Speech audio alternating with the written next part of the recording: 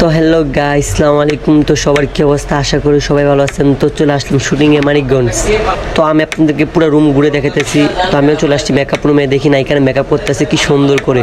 ওফ, এত সুন্দর করে মেকআপ করতে আছে, মনে হইতেছে নায়িকা ফেল। তো আমাদের অলরেডি সব সেট আপ গোছানো হয়ে গেছে, এখন আমরা শুটের জন্য প্রস্তুত। তো আমি দেখতেছি সজীব মামা নায়িকার সাথে দুষ্টাইম করতেছে। তো আমি নায়িকাকে ডাইকে বলতেছি, এই তাড়াতাড়ি যা, তোর সাথে শ্যুট আছে, রেডি হয়নি। তো নায়িকারে কইতেছে, এটা আমার দেশ, আমি এই দেশ দিয়ে শ্যুট করবো।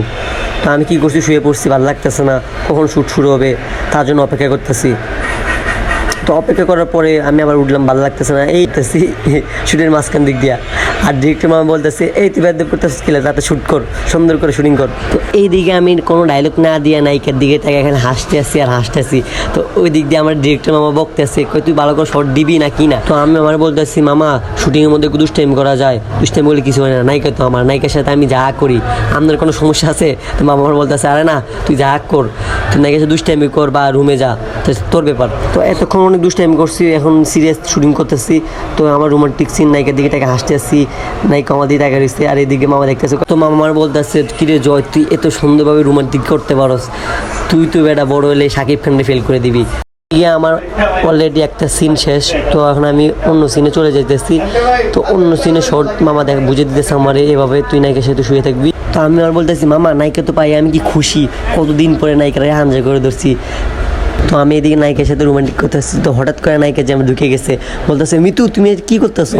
আমি তো অবাক হয়ে গেলাম, আল্লাহ ধরে খাই গেছি, আমি কি করবো। আমি বুকে সাহস রাইখা নায়িকা যে আমার দিকে বিলেনের মতো তাকাই রয়েছি, তুই কিছু কবি আমারে, আমি তোর বউর সাথে ঘুমাইতেছি। ডিরেক্টর মামাই দিক দিয়ে হাসতে আসে আর কইতেছে, জয় বেড়াতে তো ফাটাই দিতেছিস, তাহলে সুন্দর করে শোট দে।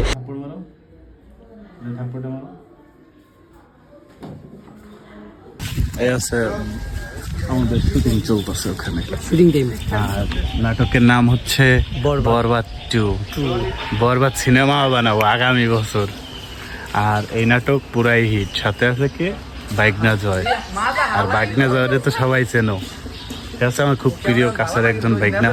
সবার জন্য দোয়া করবেন, খুব তাড়াতাড়ি 1 মিলিয়ন ফলোয়ার হয়ে যাবে তার টিকটক আইডির নাম জয় ভাই। এখন আমি নায়িকার সাথে রোমান্টিক সিন করতেছি। আমি বলতেছি, মিতু দাঁড়াও, তোমাকে ছাড়া আমি বাঁচবো না, তুমি আমাকে চাইরা যাই না। আমাকে বলতেছি, মামা তোর শটটা ভালো হয়নি, আবার দৌড়া শট দে। তো আমি কি করছি, আবার দৌড়া শট দিতেছি। তো আমার বলতেছে, এবার ঠিক আছে। তো আমি বলছি, আমার ভালো লাগতেছে, এবার আমি টিকটক করে শুরু করে দেবো। তো আমি অলরেডি টিকটক করা শুরু করে দিচ্ছি গেছে আবার। তো এখন আমি মামার কাছে যাবো, মামাকে বলবো, মামা আমার সিন কি আমার বুঝে দাও। তো আমি মামার কাছ থেকে একটা স্ক্রিপ্ট নিচ্ছি। অলরেডি আমি স্ক্রিপ্ট পড়া শেষ। স্ক্রিপ্টে লেখা আছে আমি নায়িকার সাথে রোমান্টিক করবো আর ফাইট করবো গুন্ডার সাথে।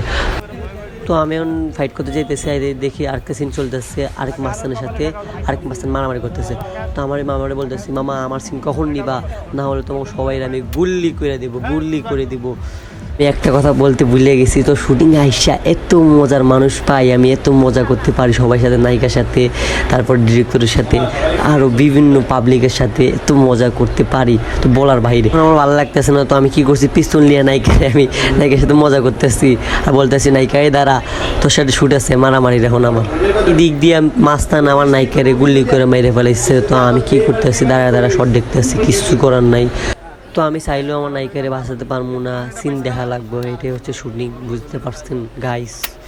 তো শুটিং করা এত কষ্টের, এত রোদের মধ্যে দাঁড়ায় শুটিং করতে আসছি আমি, বলার বাহিরে। তো আমি এখন নায়িকার সামনে যে বলতেছি, আমার জানেমান তোমাকে ছাড়া আমি বাঁচবো না, তুমি আবার ফিরে আসো আমার বুকে। আর এই দিক দিয়ে নায়িকা হাসতে হাসতে বলতেছি, সত্যি বাচ্চা আমি মরছি, আমি তো তোর লগে আছি। আমি বলতেছি, না তুমি তো শুটিংয়ের মধ্যে মরে গেছো, আমি তোমাকে ছাড়া বাঁচবো না, আমার জানেমান আমার প্রিয়, তোমার ছাড়া আমি বাঁচবো না। ডিরেক্টর মামা বলতেছে, তুই কি পাগল হয়ে গেছিস জয়, এসব কী কইতেছিস? তো এখন আমার অলরেডি একটা শট শেষ। তো আমি অলরেডি আরেকটা শট করতেছি, এইদিকে নায়িকার সাথে আমি রোমান্টিক করতেছি, নায়িকার সাথে আমি প্রেম করতেছি দাঁড়ায়। তো সবাই কীভাবে সবাই টাকা আছে, নায়িকার সহ বিভিন্ন নায়িকার সহ আমাদের টাকা আছে, বলতেছে জয় এত ভালো রোমান্টিক করতে পারে, বলার বাইরে। তো আমি আমার বলতেছি, মামা আমার ভিডিও কর মামা, আমি ভাইরাল হতে চাই, বুঝলাম মামা। বলতেছে, তুই তো ভাইরাল এমনি বেটা, বুঝলি, তুই আর কি ভাইরাল হবি।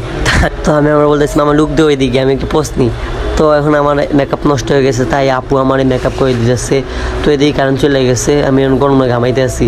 আমি আপুর বলতেছি, আপু এখন তো আমার মেকআপ নষ্ট হয়ে যাবে, কী করবেন? কোনো সমস্যা নেই, তো আমি প্লাস্টিক মেকআপ করে দিব, যেন ভিজলেও কিছু হইব না। আমি কই, আপা ঠিক আছে, আপনার মেকআপ এত ভালো লাগে আমার। তো তো অলরেডি দেখেন আমার মেকআপ করা শেষ। দেখেন আমাকে মেকআপ লুকে কীরকম দেখা যেতেছে, সুন্দর দেখা যেতেছে, কমেন্ট করে বলে যাবেন। দেখেন এটা হচ্ছে আমার নায়ক লুক।